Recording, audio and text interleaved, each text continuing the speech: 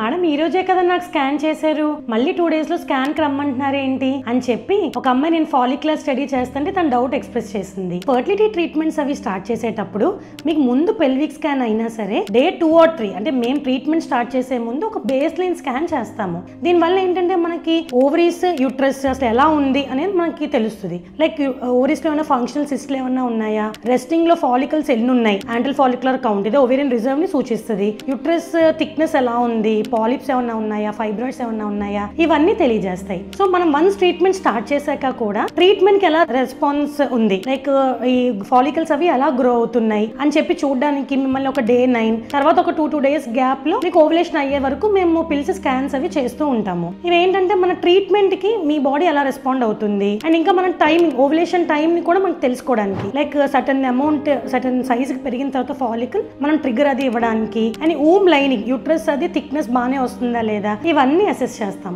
ఒకవేళ మనకి ఏమైనా హైపర్ స్టిమ్యులేషన్ లోకి ఏమైనా ల్యాండ్ అవుతూ ఉన్నా మనం డోసెస్ అవి అడ్జస్ట్ చేసుకోవడానికి వీలుగా ఉంటుంది.